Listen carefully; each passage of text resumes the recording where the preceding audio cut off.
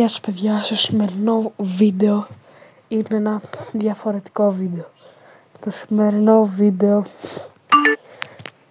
είναι ένα τρομακτικό βίντεο που ρωτάμε το AI για πόλεις και θα ρωτήσω το ChatGPT στις 3 πιο μεγάλες πόλεις της Ελλάδας τι τρομακτικό έχει γίνει. Πρώτη η Αθήνα, δεύτερη η Θεσσαλονίκη και τρίτη η Πάτρα, άμα δεν κάνω λάθος. Λοιπόν, πάμε στο βίντεο. Λοιπόν, θα του γράψω.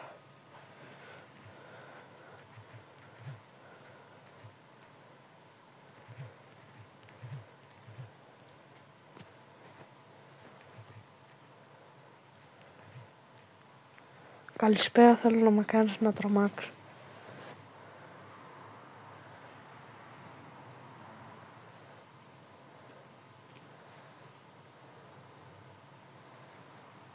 Τι γράφει τόση ώρα?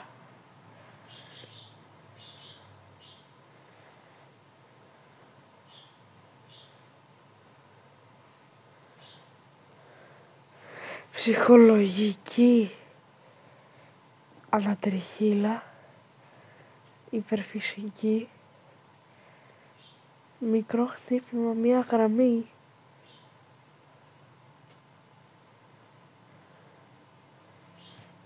Πω μαλάκες.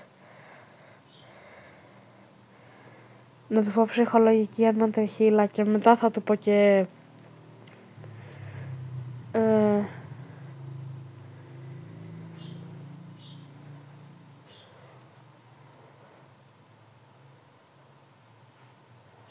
Ήταν βράδυ Πέμπτης. Το σπίτι σου ήταν άδειο, εκτός από εσένα. Δούλευες αργά στον υπολογιστή και η σιωπή ήταν σχεδόν ευχάριστη, μέχρι που άκουσες το κλικ, τον ήχο του διακόπτη στην κρεβατοκάμαρα. Έσβησε το φως. Σκέφτηκες ότι ίσως έπεσε η ασφάλεια. Δεν έδωσε σημασία και συνέχισες. Μετά από λίγο κάτι άλλαξε στο δωμάτιο. Ήταν η οθόνη. Στην αντανάκλαση της φάνηκε για μισό δευτερόλεπτο, ένα πρόσωπο πίσω σου, αλλά το μυαλό σου το απέρριψε τόσο γρήγορα που δεν πρόλαβες να το δεις καθαρά. Ίσως ήταν η σκιά, ίσως όχι. Πήγες να κοιμηθείς έξω. Φυσούσε το παράθυρο, έτριζε ελαφρά. Ξάπλωσες και όπως έκλεισε τα μάτια άκουσε από το σαλόνι ένα γνώριμο ήχο. Το ποντίκι του υπολογιστή σου να κάνει κλικ μία φορά και μετά άλλη και μετά το βήμα της. Και μετά το βήμα της καρέκλας να μετακινείται αργά. Πω, σκέφτηκες να σηκωθείς, μα δεν το έκανες, γιατί ήξερες από τότε που έμενες μόνος στο σπίτι πως αν κάποτε το άκουγες αυτό δεν έπρεπε να πας να δεις. Γι' αυτό ότι κι αν καθόταν στην καρέκλα σου δεν θα ήθελε να το κοιτάξεις. Ήθελε μόνο να ακούει, να αναπνέεις μέχρι να σταματήσεις.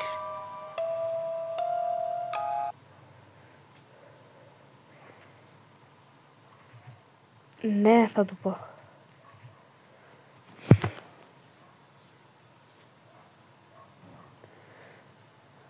Τέλεια, πριν συνέχεια.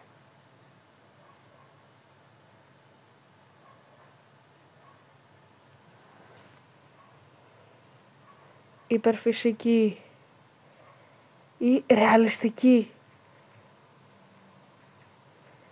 Ρεαλιστική.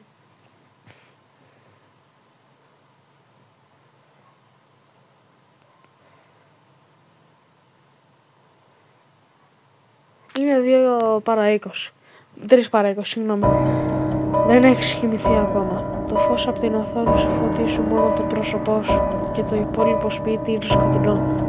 Έχεις δουλέψει σχεδόν μηχανικά, αλλά κάτι σε κάνει να σταματήσεις. Δεν είναι ο ήχος. Είναι μία αίσθηση. Σαν να υπάρχει κάποιος άλλος μέσα στο διαμέρισμα. Όχι, τον άκουσες απλώς. Το ξέρεις. Μία εκείνη, η λεπτή αλλαγή στον αέρα. Σηκώνεις να τσεκάρεις την πόρτα. Κλειδωμένη. Το παράθυρο επίσης. Όλα όπως πρέπει. Μα όταν γυρίζεις στο δωμάτιο, η καρέκλα σου δεν είναι στη θέση της. Έχει μετακινηθεί λίγα εκατοστά πιο πίσω. Λες, οκ. Μάλλον την άσπρωξα χωρίς να το καταλάβω.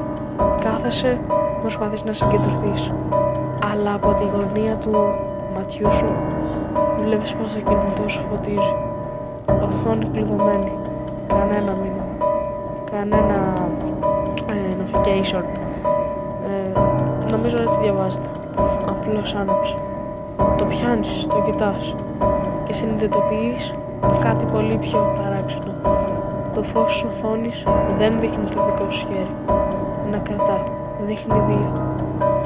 Το ένα δικό σου και ένα άλλο λίγο πιο πίσω που δεν θα μπορούσε να υπάρχει. Κλείνεις αμέσως την οθόνη και λες είμαι κουρασμένος, είναι η ιδέα μου. Και τότε ακούς έναν ήχο από την κουζίνα. Το ξέρεις ότι... Το ήξερες ότι άφησες το ψυγείο κλειστό. Ήταν σίγουρα κλειστό. Αλλά τώρα ακούς το κλικ της πόρτας. Μένει ανοιχτή για τον ήχο του αέρα που βγαίνει σιγά σιγά. Σαν ανάσα. Λοιπόν, δεν θα τη συνεχίσω. Θα του πω όμως, παιδιά, να μου πει πράγματα που έχουν γίνει σε 3 μεγαλύτερες πόλεις της Ελλάδας. Πάμε.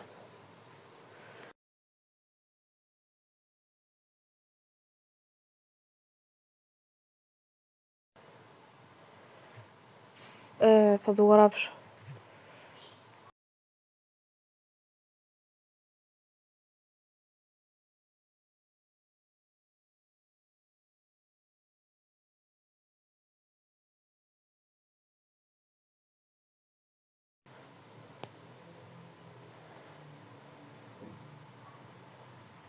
Ο λιμός των Αθηνών.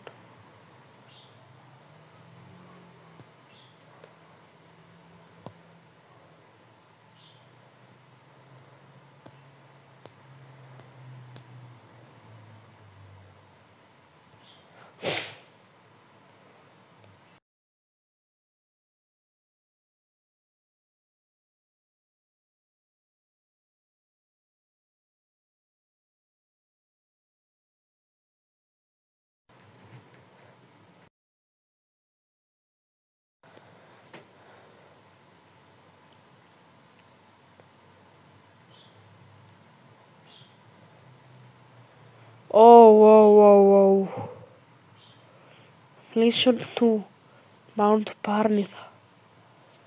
Πω.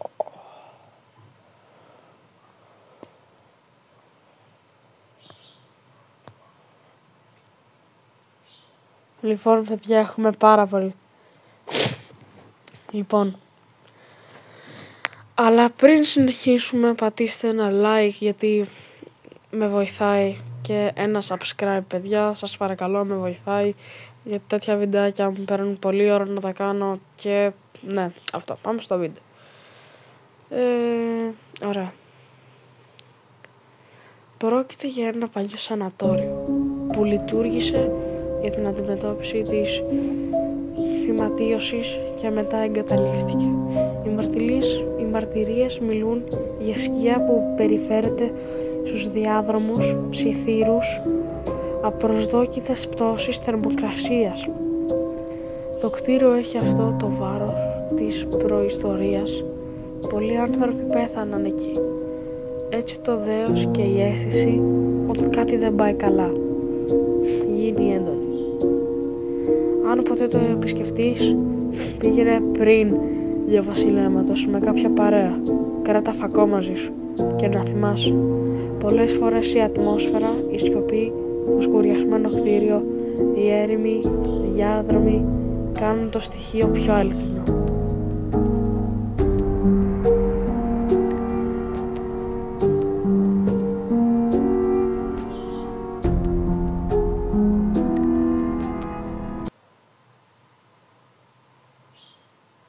Λοιπόν, πάμε τώρα για τη Θεσσαλονίκη.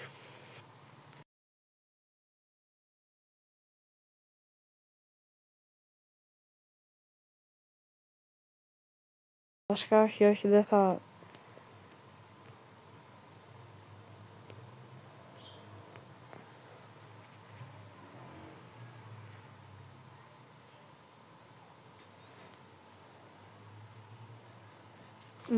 τι να του πω.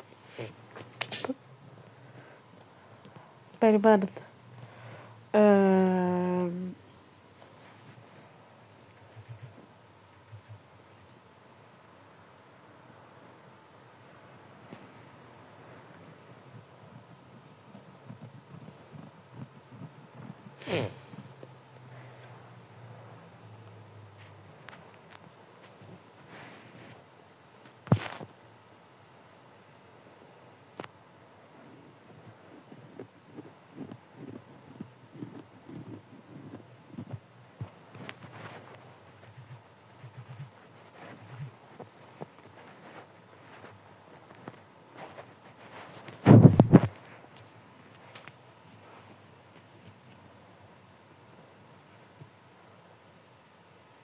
Παιδιά, να ξέρετε, έχω ανατριχιάσει.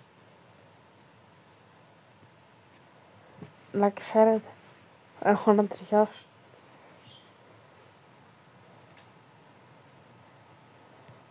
Πω. Λέω το 2 να πούμε. Είναι πολύ πιο creepy. Το 2, ναι.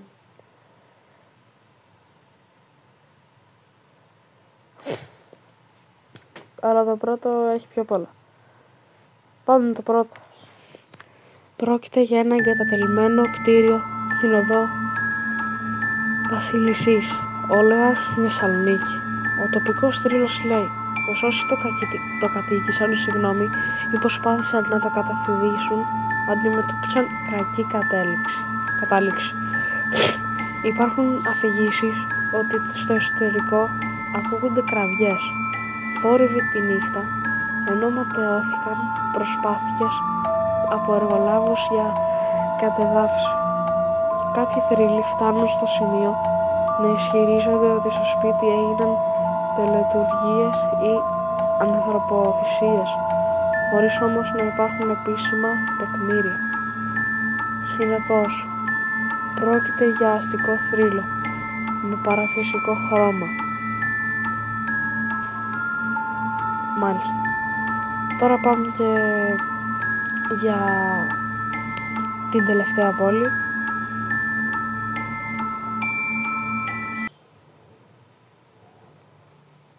Τι να του πω τώρα. Η Πάτρα δεν έχει κάτι, δεν νομίζω να έχει. Τι να του πω τώρα.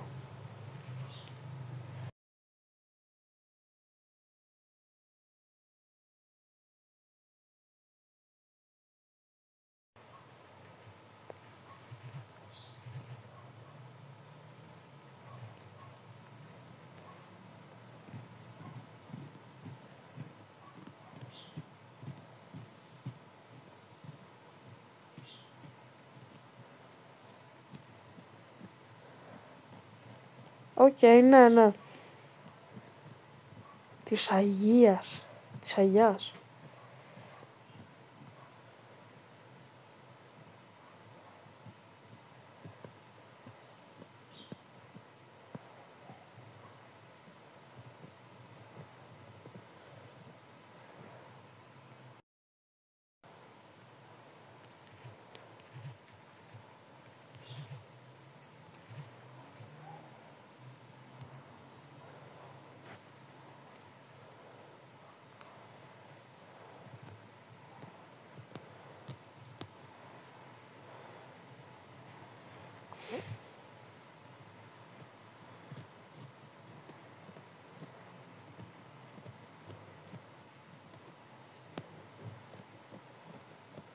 Για να δούμε.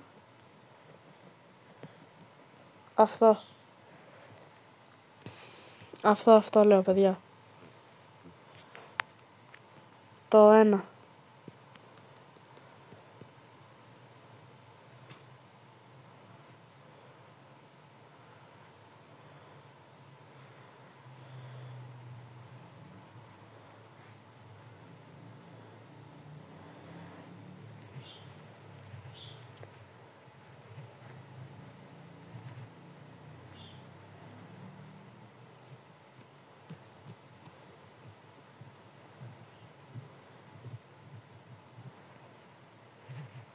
Ω, παιδιά, βρήκα. Και οδό. Θα του πω.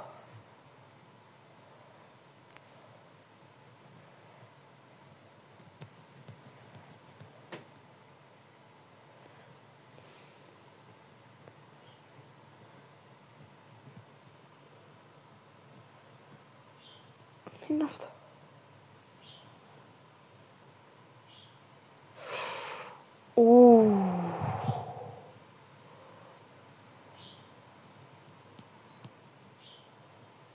Τι είναι αυτό?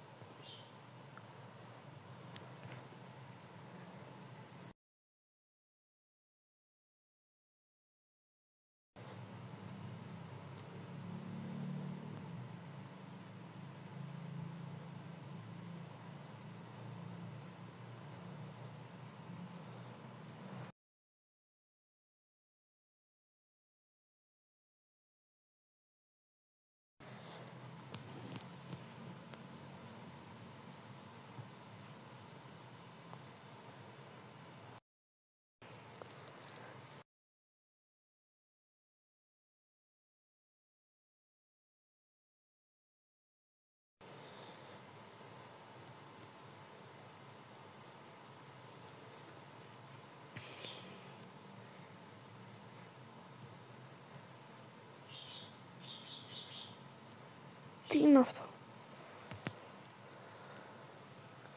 Του Μπουκαούρη. Το σπίτι της οδούς Μπουκαούρη. Ας το διαβάσουμε. Στην Πάτρα, στην οδός Μπουκαούρη, σε σπίτι όπου πρόσφατα βρέθηκε δολοφονημένη μια 55χρονη, είχε γίνει παλιότερα δολοφονία της αδελφής της στο ίδιο σπίτι, αλλά σε άλλο όροφο. Οι ντόπιοι λένε πως κάτι δεν πάει καλά με το σπίτι.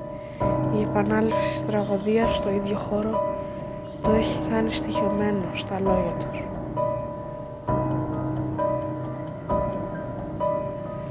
Άντε για το βίντεο θα του πω να πει άλλα ένα-δύο όπως θα πει.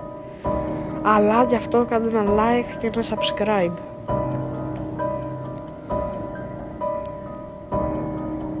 Παλιό σανατόριο Ζαστόβα. Αυτό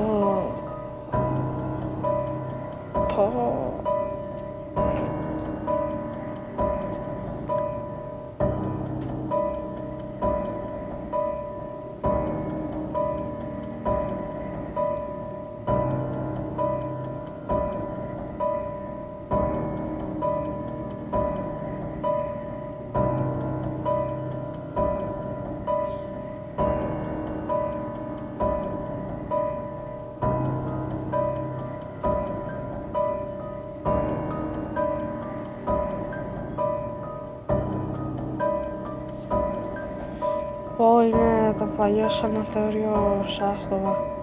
Δεν ξέρω, μπορεί και να μάθει στο YouTube. Διαμέρισμα θρίλερ. Για να δούμε αυτό.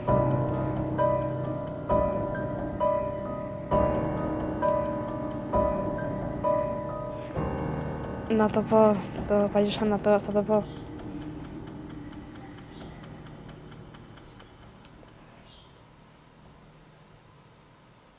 Το κτίριο χρησιμοποιήθηκε κάποτε για ασθενείς με φυματίωση και μετά εγκαταλείφθηκε. Δεν ξέρω τι είναι αυτό.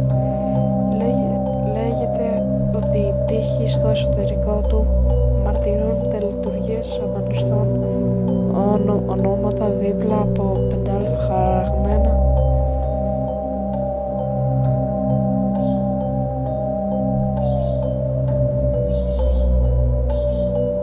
παιδιά, ας το αφήσουμε καλύτερα αυτό.